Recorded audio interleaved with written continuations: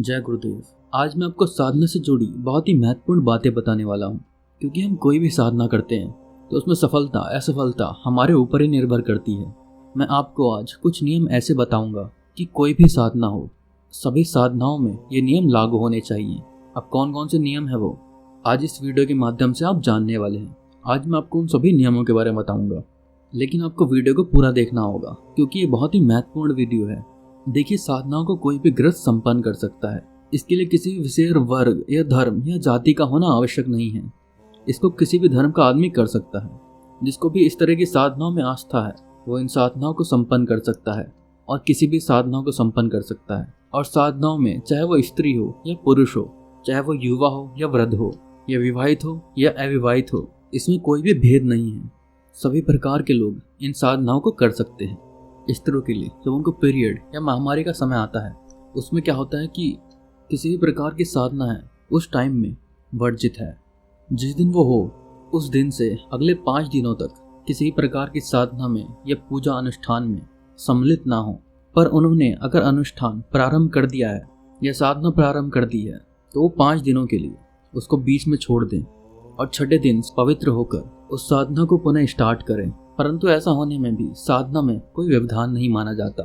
पीछे जितनी भी साधना की है या जितनी भी संख्या में मंत्र जाप किया है उसके आगे की गणना वहीं से शुरू कर दी जाती है। ये स्त्रियों के लिए एक वरदान होता है। अगर वो उन 5 दिनों में अगर साधना के बीच में इस तरह का समय आ जाता है तो उनके लिए छूट है। जो आगे साधना वो करेंगी, जो पिछला उन्होंने किया है वो साधना में जुड़ जाता है। प्रत्येक साधना में जब संख्या, दिनों की संख्या नियत होती है। जब तक साधना चलती है साधक को चाहिए कि वो एक समय ही भोजन करे, सात्विक आहार ले, मांस, शराब, प्याज, लहसुन आदि साधना के काल में इन सब का त्याग कर दे, क्योंकि भोजन का साधना से सीधा संबंध है। साधना संपन्न करते समय किसी प्रकार का खाना पीना ये अनुकूल नहीं है। अगर आप साधना कर रहे हैं तो जिस समय आप मंत्र जाप कर रहे हैं उस समय किसी वस्तु का सेवन बिल्कुल वर्जित है। अगर ऐसा व्यक्ति मंत्र जाप कर रहा है, मंत्र जाप करने से पहले दूध, चाय या और कुछ भोजन ग्रहण कर सकता है, या सिर्फ मंत्र जाप पूरा होने के बाद। जब मंत्र जाप चालू हो तब दूध और चाय पीना भी वर्जित है।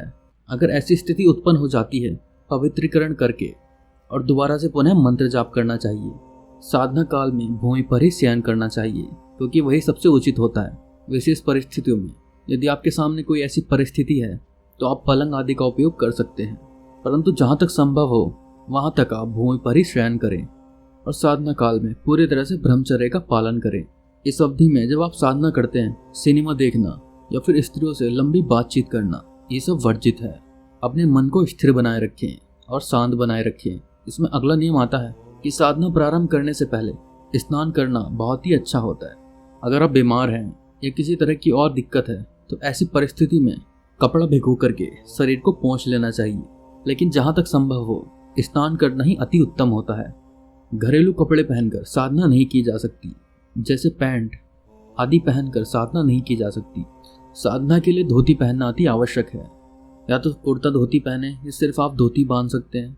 एक धोती कवर के नीचे पहन ले। यदि गुरु पतांबर हो तो उसको ओढ़ ले, परंतु यदि सर्दी का मौसम है तो आप ऊनी कंबल ओढ़ सकते हो। और जो धोती होगी वो बिल्कुल साफ होनी चाहिए, स्वच्छ होनी चाहिए।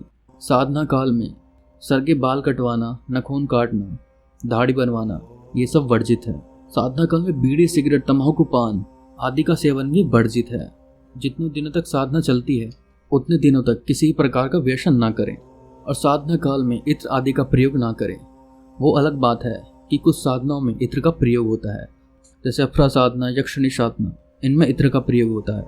लेकिन जो दूसरी साधनाएं हैं उसमें इत्र का प्रयोग ना करें। साधना के बाद आप जूतों का प्रयोग कर सकते हैं। जैसे कि आप बाहर जा रहे हैं तो आप जूते पहनकर जा सकते हैं।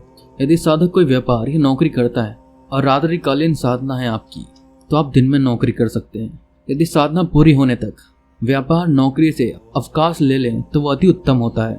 देखिए, हर किसी के बस में तो ये नहीं है कि अवकाश ले सके, इसलिए आप नौकरी या व्यापार कर सकते हैं, लेकिन आपको अपनी साधना पर ध्यान देने की अति आवश्यकता है। और साधना काल में कम से कम बोलें।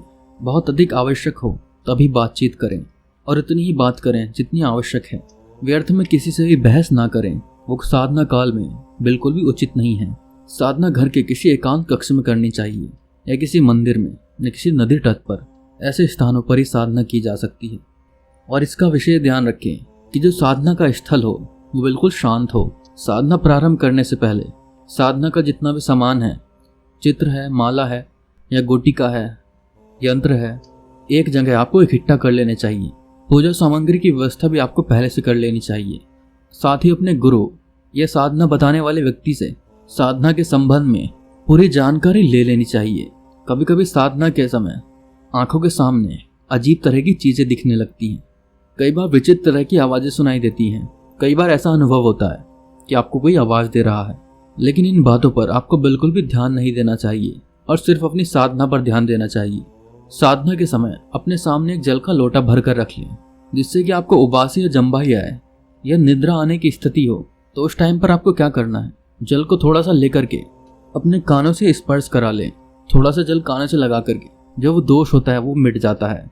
और यदि बीच में आपको लघु शंका लग जाए तो उठ करके लघु शंका कर लेनी चाहिए, परंतु इसके बाद आपको दोबारा स्नान करके दूसरी धोती पहन करके दोबारा साधना में बैठ जाना चाहिए। कई बार होता है कि साधना काल में माला हाथ से छूट जाती है। इस बात का आपको विशेष ध्यान रखना चाहिए। यदि माला आपके हाथ से गिर जाती है तो दोबारा से ही शुरुआत से ही मंत्र जप करना चाहिए, अगर माला हाथ से गिर गई तो। लेकिन उससे अच्छा ये होगा, एक गोमुखी ले लें, उसमें रखकर माला जाप करें, जिससे माला गिरने की समस्या ही खत्म हो जाएगी। माला अगर नीचे भी गिरेगी तो वो गोमुखी में ही रहेगी। गोमुखी आप किसी भी प्रकार के कपड़े की बना सकते हैं। अच्छा, किसी भी प्रकार की साधना या मंत्र जाप करने से पहले आपको एक माला गुरु मंत्र की अवश्य कर लेनी चाहिए। गुरु की पूजा जरूर करनी चाहिए और उनके सामने निवेदन करके मंत्र जाप को प्रारंभ करना चाहिए। और ऐसा आपको नित्य करना चाहिए, रोज आपको ऐसा करना चाहिए, जिससे कि गुरु अप्रत्यक्ष रूप से आपके साथ रहे। मंत्र जाप के बीच में कैसी परिस्थिति आ जाए, आपको वहां से उठना नहीं है। किसी से बातचीत या होठों से या किसी संकेत से मंत्र जाप करते समय बिल्कुल भी नहीं करनी चाहिए। अगर ऐसी कोई परिस्थिति आ भी जाए तो उठ करके अपनी बात करके फिर दोबारा से पवित्रीकरण करके फिर दोबारा साधना में बैठना चाहिए। साधना के प्रति साधक को पूर्ण विश्वास होना चाहिए और यही अति आवश्यक है। पूर्ण रूप से उसमें श्रद्धा होनी चाहिए। बिना आस्था के, बिना विश्वास के कोई भी साधना सफल नहीं होती। और यही सबसे महत्वपूर्ण बात है। साधक बिल्कुल शांत बना रहे जब वो साधना करे। उसके मन में किसी प्रकार का संदेह नहीं होना चाहिए, ना ही उसके मन में उग्रता आए और ना ही उसके मन में क्रोध आए। साधना काल में अशुद्ध भाषण बिल्कुल भी नहीं देना चाहिए, असत्य को बिल्कुल भी नहीं बोलना चाहिए और ना ही कोई ऐसा कार्य करना चाहिए जो कि समाज के विरुद्ध हो, जो कि नियम के विरुद्ध हो। पूरी निष्ठा से गुरु का आशीर्वाद लेकर साधना में बैठना चाहिए, तो उसे निश्चय ही सफलता प्राप्त होती है। ये जो मैंने आपको सारी बातें बताई हैं, ये किसी भी साधना के आधार हैं जो साधक को अपनाने ही चाहिए, चाहे वो कोई सी भी साधना हो। अगर वो इन तथ्यों को अपनाता है तो उसको सफलता अवश्य ही मिलती है, स्वयं ही उसको सफलता मिल जाती है। ये जो नियम बताए गए हैं, इन नियमों को जरूर आपको साधना के वक्त में अपनाना चाहिए। अगर आप इन नियमों को नहीं अपनाते हो और हो सकता है कि आपको साधना में सफलता ना मिले, क्योंकि कुछ लोग कहते हैं कि हमने मंत्र जाप किया, हमने साधना भी की, लेकिन हमको सफलता नहीं मिली। कारण इन्हीं में से होता है। और आपको सोचना चाहिए कि आपने साधना की और सफलता नहीं मिली, तो इनमें से कौन सा कारण है जो कि आप पूरा नहीं कर पाए।